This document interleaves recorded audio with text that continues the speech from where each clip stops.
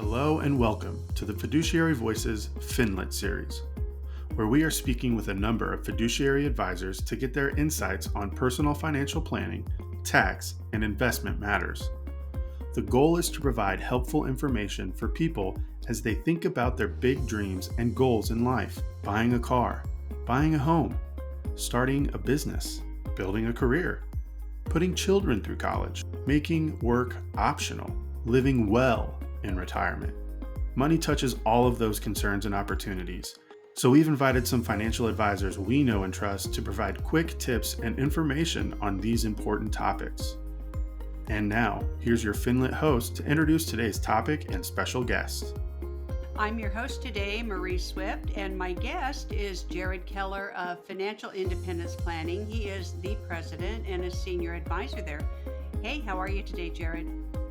I'm wonderful, Marie. Thank you for having me on today. We're so happy to have you here. And we're going to be talking about the value of having a financial plan and how to develop one yourself, or how to find a fiduciary financial professional who can help you get a financial plan done.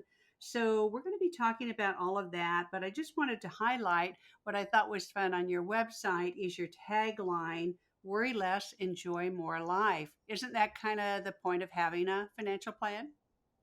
Yeah, it's exactly that, Marie. And it's a funny story because, when you are in this profession, a lot of people associate financial planning with, investments and numbers and taxes. And I remember listening to a Tony Robbins podcast, and he was interviewing professionals and asking them what they really did. And I sat back and I said, well, what do I really do? And I said, well, I help people worry less and enjoy life more. I just do that through financial planning and giving them confidence they're on track to their long-term goals. So let's talk a little bit more about that, the benefits of a financial plan and just the financial planning process. What would you like to share? Sure. Well, many people think of financial planning as just numbers and spreadsheets. There's also a deeply personal side that's just as important to uncover. So helping people understand what matters most to them about money and reflect on their life goals brings a lot of clarity to what truly they value. And this process highlights what they need to live as a fulfilling life as possible. So by aligning our deep understanding of each client's wants, their needs, and concerns with a comprehensive financial plan, we can empower our clients with the confidence of knowing they're on the right path. And through this process, it allows our clients to worry less and enjoy life more by knowing they're on track, which deeply helps them focus on ideally the things that are most important to them. I know that that's true for my family and for me. When we go in for an update with our financial plan, it's the process, it's the journey. It's not necessarily the plan itself, although that gives comfort. Just talking, that dialogue, and knowing that we have somebody in our corner who's an expert in this stuff. Sure, and that's really one of the most important parts is understanding the client more, but we also utilize one of the top financial planning softwares in the country. Because again, I believe in a clear visual. People like to really see things. It's hard to just talk about numbers, but we can show them looking at all of their goals that require money and planning, their incomes and expenses, and their assets growing at reasonable rates and project it out the rest of their life to clearly show them if they are on track to reaching their long-term goals. It's a really powerful meeting and really gives them confidence. Wow, I am in great shape. And that's really how they, I believe, begin to worry less and enjoy life more by seeing it. I was speaking with someone recently, and they are a software developer, and they said something kind of profound. They said, most middle class Americans are already successful financially. They just don't know it yet. And so, what you're pointing towards, that confidence, is like, wow, we're getting our job done. We've been super savers. We've been middle class Americans. We made our own way. I mean, for me, that's my personal journey. But I think that more folks should realize, like, you're actually doing some things right. And maybe we could do better with saving, or spending, or whatever our bugaboo is. But talk a little bit more about the financial plan and some of the other aspects that your team considers. Yeah, so when we're developing the plan, my favorite question when I meet with somebody new is, what are you looking to accomplish by working with a financial advisor?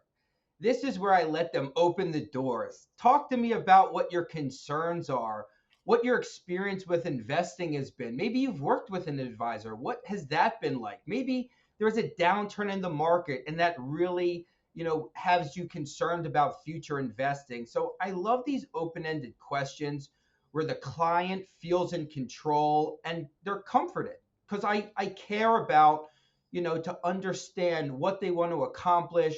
And I also ask, what does a successful relationship between you and I look like? Paint this picture so I can not only deliver everything that I'm going to promise, but you're going to have this amazing experience along the way. And through a lot of their answers, it allows us to dive a little deeper. Maybe they mentioned growing up, it was really tight around the house with money. And now I can use some of that to understand them better. Well, how has that affected your relationship with money today? Or, maybe they had some life instances later on happen that has them be more conservative or a little more restrictive in their spending. And all of this deep dive allows us to understand them better so we can really curate a financial plan that is best for them and helps them feel the most confident as possible. So, one of the things you're pointing towards is the value of working with a professional financial planner. And some of our viewers today may not have a financial planner. So, maybe you'll touch on finding a planner or how you think about that, or if they are not in a position to hire a planner now, how they might do their own financial planning, just to even start saving and, some of the basics, like maybe, I don't know, I read The Richest Man in Babylon when I was growing up. Anything along Sure. that lines for do-it-yourselfers? Yeah, so I think the best way to start with a financial advisor is definitely a referral from a close friend or business relationship. And business relationship, meaning like your accountant or attorney, somebody you really trust. I think it's always best to get a referral, especially, financial planning is a very sensitive relationship you're going to begin. So you want to have the most trusted and comfortable introduction as possible. So when you go to close friends or close family or an accountant you ideally have a great relationship with, I feel like you're going into that new relationship with a little more confidence. Now, for people starting out in financial planning, there's so much to it. There's investing and understanding risk tolerance and understanding your taxes. And with comprehensive planning, like we review all your insurances and your estate plan. But to me, it's the basics are understanding your cash flow and budget.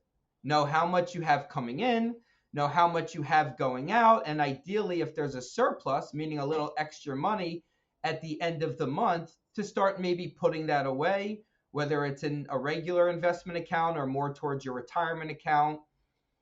And simply, I think also when you want to begin to understand investing, it's really understanding your risk tolerance. And risk tolerance is simply when you invest in stocks and bonds, how much risk you can handle. And I always measure it on a scale of 100. 100 means 100% equity, so you're going all the way risky. You'll go all the way up or all the way down. And no equities is all bonds means very conservative. So where's your comfort level in between that realm of no risk at all and complete risk? Some wise insights there. And I know that you brought a couple of ideas for resources that all of our viewers could benefit from. So, what would you like to share as we wrap up today? Yeah, so a couple books that really helped me as an advisor, and we even mailed out to our clients. One is called The Intelligent Investor, because many people probably already know this. And if you're new to investing, behavioral finance is a big part of how we invest. And that's just about how we can handle the different volatilities of the market, changes in our life, and how we're going to make changes to our portfolio based off what's going on in the economy or personally, and how we need to learn to control those decisions. Because sometimes making the wrong decision can really affect our return and our future of our investment. Another great book I love is Atomic Habits, because what's a better habit than learning how to monitor your budget and investing? And of course, that goes out over other areas of our life that I think are very important. And what I'm very proud about, Marie, is through our firm, we run regular educational webinars.